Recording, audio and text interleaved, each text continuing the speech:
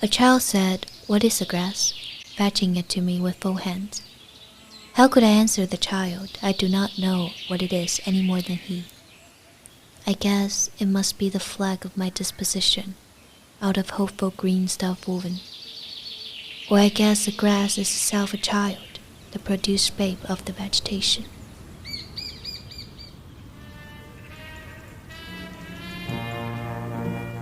Ben, what is the grass?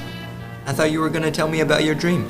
Alright, the dream. Sorry, ADHD. I had this dream about you. If this is another dream about me having a weird relationship with Paul McCartney or any other Beatles member, I swear to God, Sophia, No worries. I promise you this time the dream was totally, not 18 plus. Okay, good. So we were at school. It was 2 a.m. in the morning. Why are you still awake at 2 a.m.? Okay, shut up. This is a dream, not a counseling session towards my unhealthy life routine. And you literally called me at 4 a.m. several times. You have no rights. We were at school. You knocked it out my window. You told me you got this new car. It's a second-use Toyota. Your dad bought it for you. And you asked me if I wanted to go for a ride. Without thinking, I jumped it out of the window.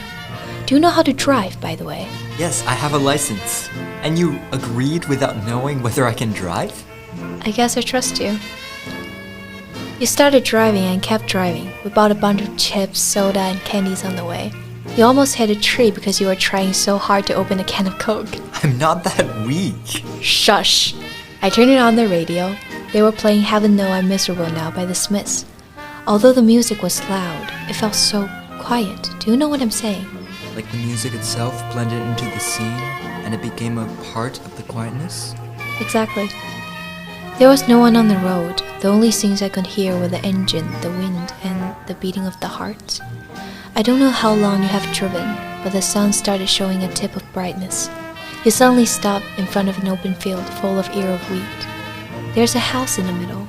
I walked closer towards it, and the door automatically opened it. It was my apartment.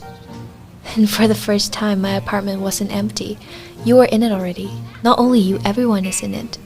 You're playing Nintendo or Pokemon with Claude. I don't know which one. I don't remember. Was I winning? No, Claude beat your ass. Damn.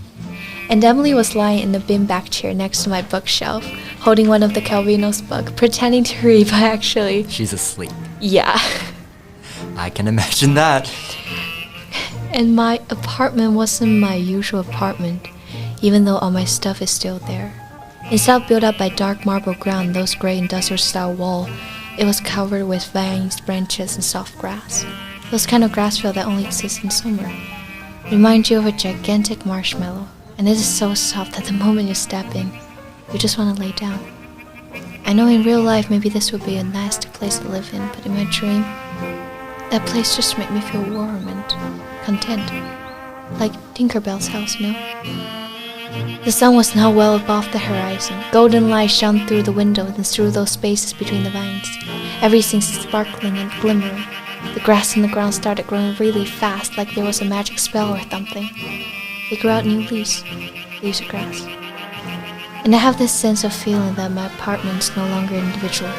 It's not located in this repressive and boring city alone, like one single island on the sea. It's like, well, you know, a life.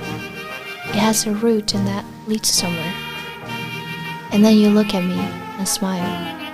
And I woke up. Such a nice dream. It was. Ben, what is the grass? Home.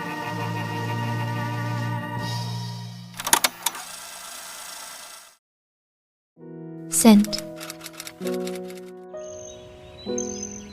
Houses and rooms are full of perfumes. The shelves are crowded with perfumes. I breathe the fragrance myself and know it and like it. The distillation would intoxicate me also, but I shall not let it. The atmosphere is not a perfume. It has not taste of the distillation. It is odorless. Scent. Close your eyes. Affection, memory, love. I plucked a leaf from the tree. This reminds me of how Pi discovered a human tooth hiding the leaf in the movie. Mine was an old bookstore that was trapped inside. It was full of smell of wet ink and old paper.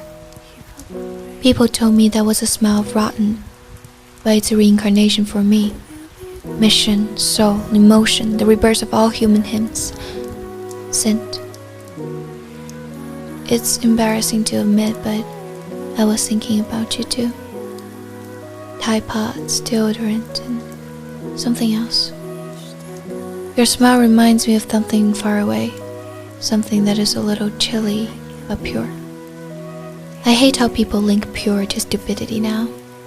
To me, it's quite the opposite actually. Young spirit that is smart enough to deconstruct the world, but still choose to, oh, I know what it is. Aftering trees. Scent reminds me of a kiss. The kiss will capture you into a huge net. You sink in, sink to a cocoon weaved by thread and jewel. I thought I was odorless. Not really, but nothing special. Like, my smell will vary depending on what shampoo I use. Milk, coconut, soulless compound essence, you name them. Fragrance chameleon. But you said, until you said, warm, late fall hot cocoa. That's what I smell like. I buried my head into the pillow. The world curled up into a tiny bud and then blossomed. Scent is odorless. Until...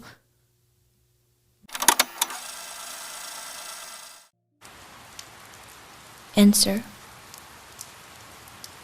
O me, O life, of the questions of this recurring, of the endless trains of the faceless, of cities filled with the foolish, of myself forever reproaching myself, for who more foolish than I, and for who more faithless.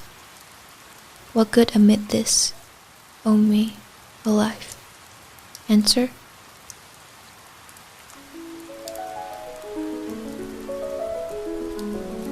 Jessica, why do you like poetry? You ask hard questions. I like that about you. Jesus, just straightforward love confession. You're even more affectionate than I am. Overwhelming? I like that about you. Blushing question mark? Okay, back to the topic. Poetry. I'd like to hear your answer first. Why do you like poetry? I think reading good poems like entering a vivifying wood. When you're in it, you absorb the marrow of life itself, the youth itself. I remember in Walton, Stroll said something about live deliberately. I want that. I want to be able to feel human, aliveness. Sadly, those things are usually dead nowadays. They're murdered by mediocre things, but with a few exceptions, which they are still lingering on literature. And your turn. I agree with what you said. It's true that poetry makes me feel alive. For me, I guess, I feel a sense of control. Like when you can turn ugly emotions into poetry and beautiful emotions into art. Weapons and fields? Yeah, like therapy and literature. And savior for quiet desperation. So true.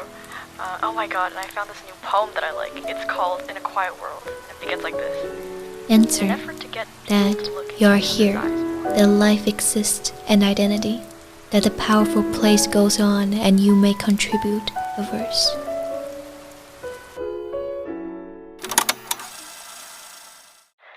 So, do you like it? It's very you. Compliment? Sure. What's the name for this? Modern leaves of grass. Why? Well, leaves of grass because of Whitman and... Hey, sup? What are you guys talking about? About how you guys contributed a verse in my youth, and this is why it's modern Claude, because it's my continuous poetry. Aww, I love you guys so much. Love you too. Okay, I'm hungry. What's for lunch? Shut up.